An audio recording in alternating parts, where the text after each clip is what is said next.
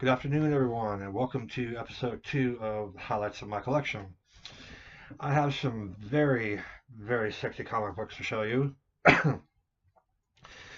Now, before I get into the first three, I've never been to a comic book convention in all my years of collecting, and finally I was able to actually attend one earlier this year. It was hosted by a friend of mine. It's becoming a household name, and it is one of the best conventions. Granted, I've never been to an actual convention, but it is one of the best conventions I've been to. But seeing as I've only ever been to one, that's pretty much a given.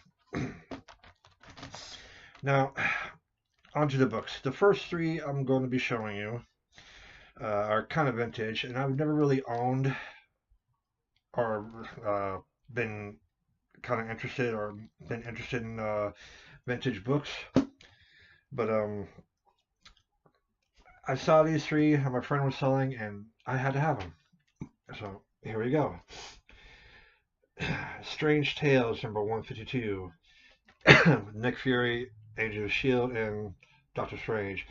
The reason I got this one and the following two is because of Doctor Strange. I was never really into Doctor Strange before until I saw his movie with Benedict Cumberbatch.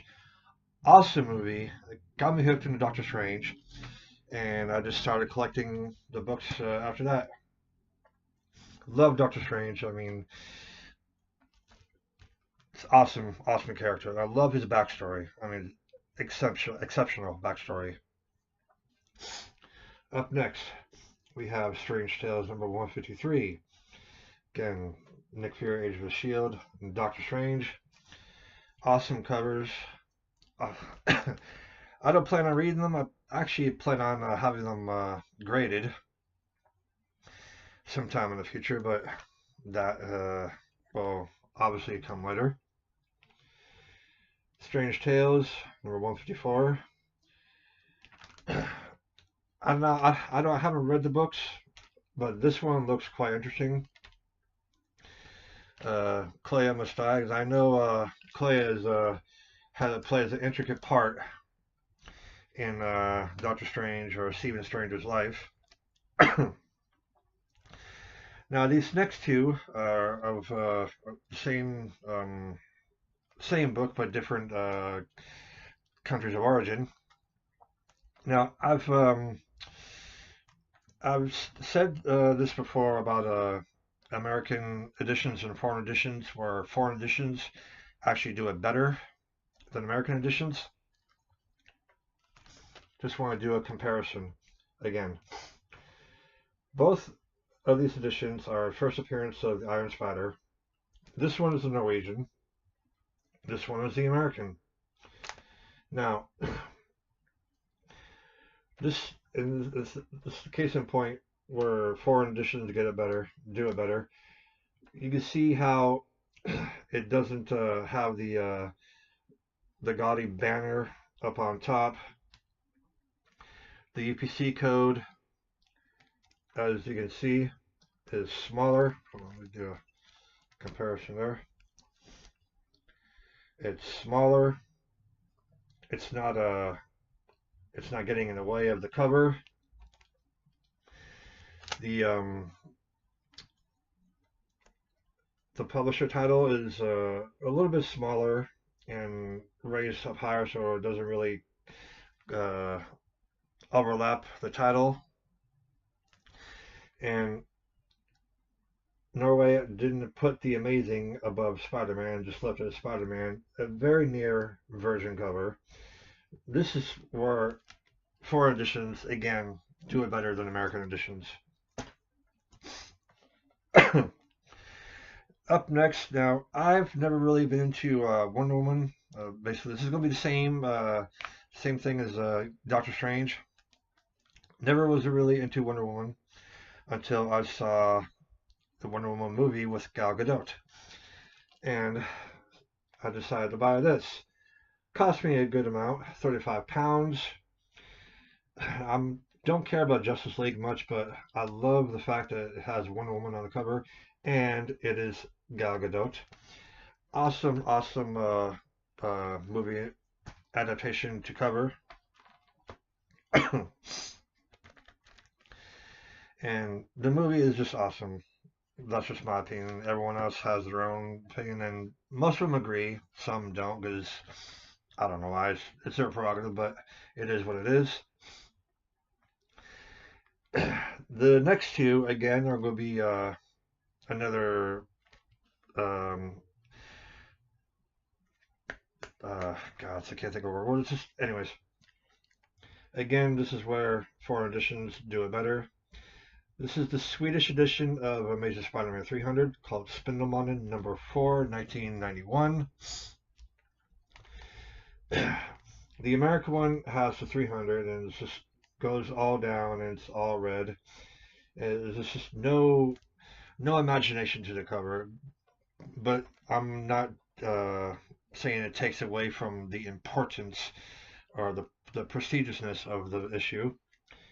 But Norway, Sweden, and Denmark did it better. They had, instead of the 300, they had the Venom going down and going down in the gradient, changing color. It makes it look better. The picture in the middle with Spider-Man, I believe it's the same size, or maybe it's slightly bigger. And Sweden also added a little difference to it. They added the spider hanging from the title. They've done that on, I believe, almost all their issues, including their edition of Secret Wars number 8. Awesome, awesome book. Took me a while to find that one too at such a high grade. And believe me, finding high grades in Scandinavia is near impossible. I mean, you'd have to know exactly where to look in order to get a high grade issue like that. This next one, a friend of mine, well, not a friend of mine, but an acquaintance was going to sell it to me for a near $100. Luckily, I was fortunate enough to find it on Italian eBay for I think near $20. That's also including shipping. Amazing Spider-Man number 700 Skyline variant. This is the Italian edition. They've did a platinum cover on it, but their chronological order was 600, whereas the American is 700. And this is again another awesome example of how foreign countries do it better.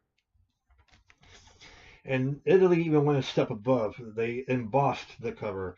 So you can actually feel the skyline, you can feel the title, you can feel the web, or yeah, the web going right here. Literally almost everything on this cover is embossed. Exceptionally done by Italy. If you're interested in finding an issue, I'm not sure if you can find it on the Italian eBay. It might be available. I don't know, but go take a look. And last but not least, we have Amazing Spider-Man 361. Again, another first appearance of a symbiote character. First appearance Carnage. The other one before that was first appearance of Venom. I got this in a trade from a former friend of mine. Love the slab. I love the grade. I wish I got a higher grade, but still, this is a respectable grade.